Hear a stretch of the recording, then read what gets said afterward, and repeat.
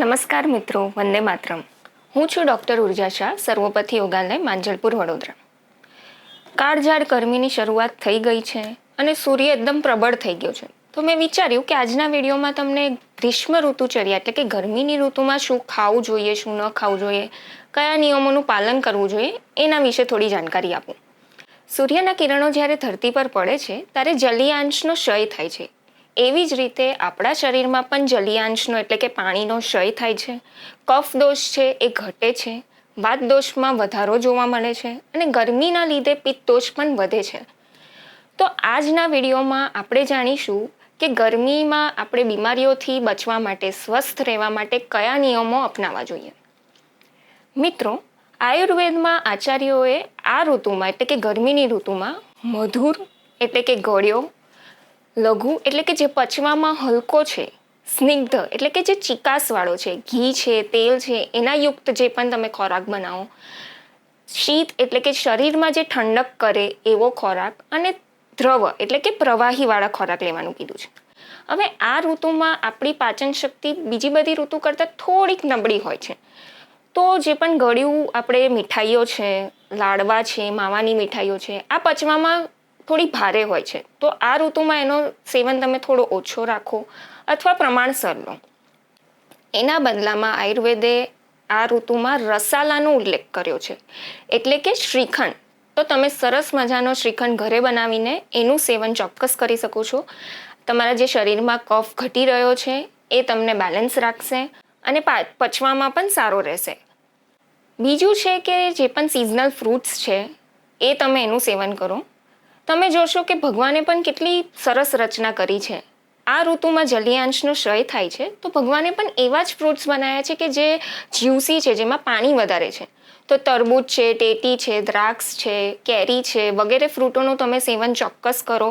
તરબૂચ ટેટીમાં ખૂબ ફાઇબર્સ છે એટલે તમારું પાચન સુધારશે, કબજિયાત કોન્સ્ટિપેશન દૂર કરશે અને જે પણ એમાં પોટેશિયમ છે એના લીધે ઇલેક્ટ્રોલાઇટ ઇમ્બેલેન્સ થાય છે, પાણી ઓછું થાય છે, એ તમારા શરીરમાં એને બેલેન્સ રાખશે.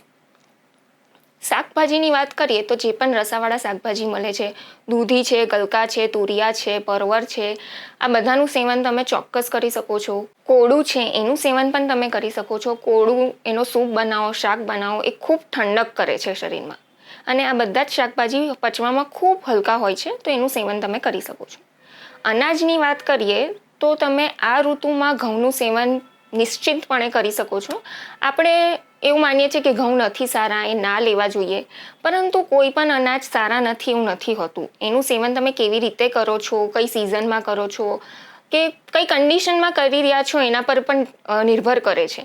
તો આ ઋતુમાં તમે ઘઉં લઈ શકો છો. એ સ્નિગ્ધ છે, શરીરમાં જે કફ ઓછો થઈ રહ્યો છે એને તમારે બેલેન્સ રાખશે, તો ઘઉંનો સેવન કરી શકો છો. પરંતુ બાજરીનો સેવન ના કરવો જોઈએ કારણ કે એ ઉષ્ણ છે, ગરમ છે, એટલે બાજરી તમે શિયાળામાં લો, ઉનાળામાં ના લેશો.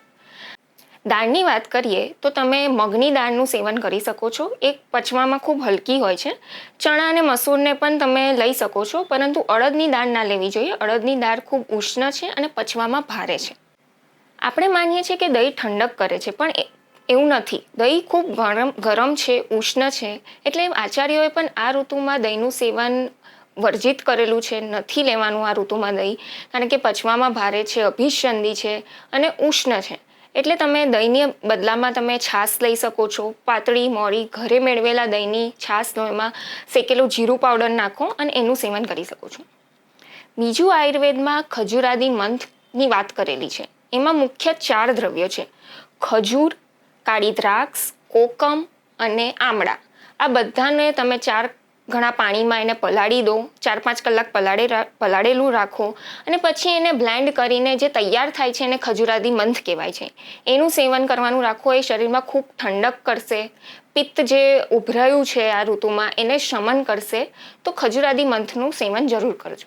બીજું, પ્રવાહીમાં તમે વલિયારી સાકરનું પાણી છે, વલિયારી સૂકા ધાણાનું પાણી છે, કોકમ શરબત છે, કાચી કેરીનો બાફલો છે જેને આમ પન્ના આપણે કહીએ છીએ, શેરડીનો રસ છે, આ બધા જ વસ્તુનું સેવન તમે બિલકુલ કરી શકો છો. તમારા શરીરમાં વોટરને બેલેન્સ રાખશે. બીજું, આચાર્યોએ આ ઋતુમાં ચણાના લોટનો બનેલો સખ્તું જેને સાથવો કહીએ છીએ એના સેવનનો ઉલ્લેખ કરેલું છે. તમે એને પાણીમાં નાખીને પી શકો છો અથવા ઘી અને ગોળ નાખીને સરસ લાડુ બનાવીને એનું સેવન કરી શકો છો. એ શરીરમાં ખૂબ ઠંડક આપશે અને ખૂબ પૌષ્ટિક છે, તમને ઇન્સ્ટન્ટ એનર્જી આપશે. તો આનું સેવન પણ તમે જરૂર કરજો. મિત્રો, આ ઋતુમાં ખાટો, ખારો અને તીખો રસ ના લેવો જોઈએ, કારણ કે આ પિત્ત વધારનારું છે. હવે તમને થશે કે મેં આગળ તો તમને દ્રાક્ષ, આંબળા, કોકમ બધું લેવાનું કીધું છે, પરંતુ એમાં ખાટા સાથે મધુર રસ પણ છે. એટલે જે તમારું પિત્ત છે એને બેલેન્સ કરશે, એને શમન કરશે, શાંત કરશે. એટલે તમે આ બધી વસ્તુનું સેવન કરી શકો છો. બીજું, તમે બજારની વાનગીઓ છે, તળેલી વસ્તુઓ છે, જે પણ ગરમ મરી મસાલા છે, મરી, તજ, લવિંગ, આ બધા મસાલાનો ઉપયોગ થોડોક ઓછો રાખો અને જીરું છે, વલિયારી છે, આ બધાનું સેવન તમે કરી શકો છો. ચંદનનો કે અથવા કોઈ પણ શીતળ દ્રવ્યોનો શરીર પર લેપ કરી શકો છો. આ શરીરમાં ખૂબ ઠંડક આપશે અને જે પણ કંઈ બળતરાના પ્રોબ્લેમ થતા હોય છે એને પણ શાંત કરે છે. આ ઋતુમાં સ્વાભાવિક છે આપણાને આઈસ્ક્રીમ છે, બરફના ગોળા છે, આ બધું ખાવાનું ખૂબ ઈચ્છા થતી હોય છે. પરંતુ આ તમને લેશો ત્યારે ઠંડક લાગશે, પણ આગળ જતાં તમને ગંભીર બીમારીઓ પણ આપી શકે છે. એટલે તમે આ ઋતુમાં એનું સેવન બને તો ટાળો અથવા એની ફ્રિકવન્સીને મેનેજ કરો. મહિના 1.5 મહિનામાં એકાદ વાર થોડું કંઈક ખાધું છે તો ચાલે, પરંતુ એનું અઠવાડિયામાં 2-3 વાર ખાવું, એટલું બધું તમે સેવન એનું ના કરશો.